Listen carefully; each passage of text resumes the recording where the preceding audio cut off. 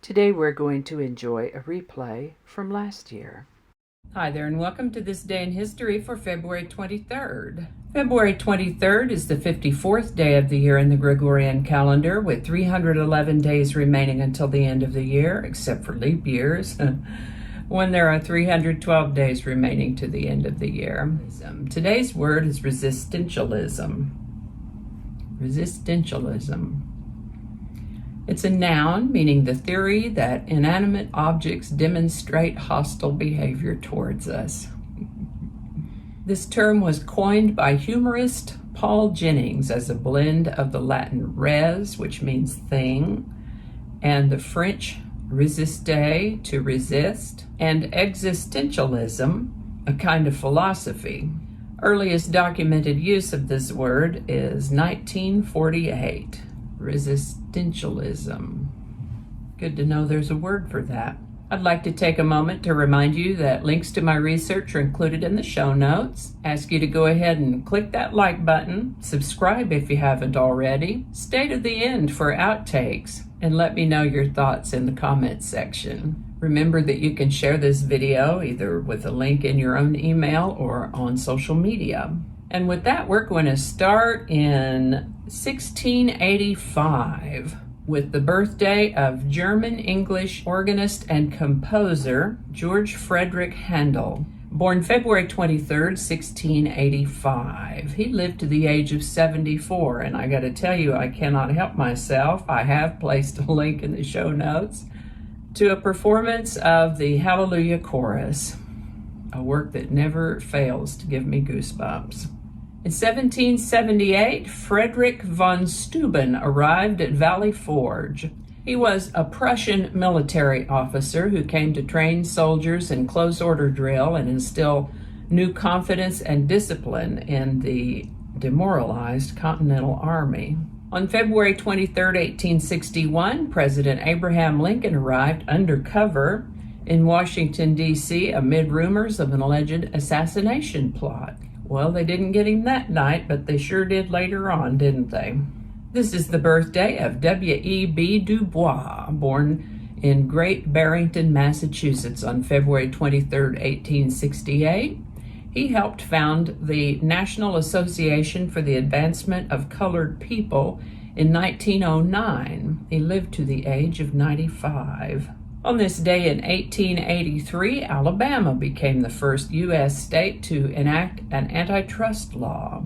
Also known as competition law or anti-monopoly law, antitrust laws prohibit agreements or practices that restrict free trading and competition between businesses, ban abusive behaviors by dominating markets or anti-competitive practices that lead to such dominance, and supervise the mergers and acquisitions of large corporations. On February 23, 1885, a convicted murderer was spared the death sentence when the gallows that they were trying to hang him on malfunctioned.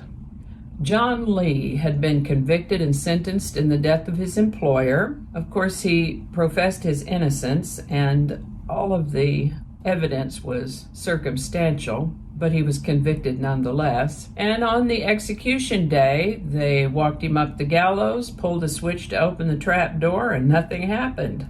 The equipment was tested and found in working order, and they tried 2 more times to hang him that day, and every time they pulled the switch, if he was standing on the trap door, nothing happened. So they took it as an act of God, and his death sentence was commuted. He still spent 22 years in prison, and when he got out, he moved to America. Don't know what happened to him then.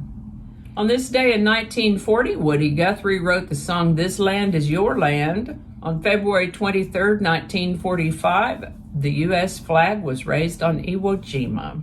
You've all seen that picture. It's really an inspiring image. On February 23, 1954, children in Pittsburgh, Pennsylvania began receiving the first injections of the new polio vaccine developed by Dr. Jonas Salk. This is the birthday of English singer-songwriter Howard Jones, born on February 23, 1955. He hit the airwaves in the 80s and had several successful albums and singles, and by golly is still working doing concerts. I have placed a link in the show notes to one of his early works, Howard Jones.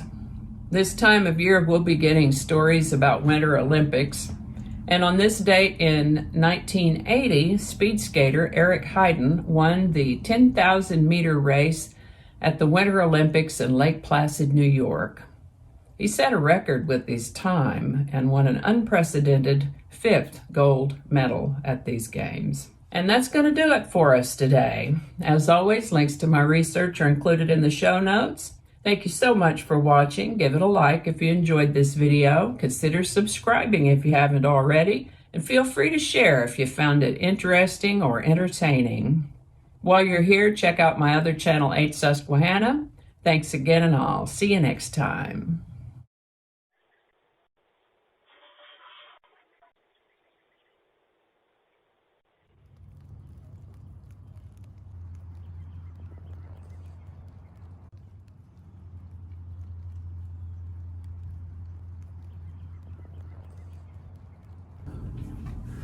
All right, just read that over.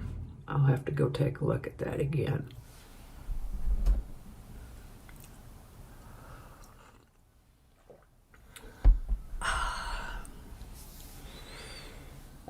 So many mistakes. We're not going to go into all that. Okay. This is what happens when we go off script. I don't know how all that's going to go together, or if it's even going to make it to the video. We'll just see. That's not going to go. Probably cut all that out. That'll all be laying on the cutting room floor. So I'll just do that whole thing over.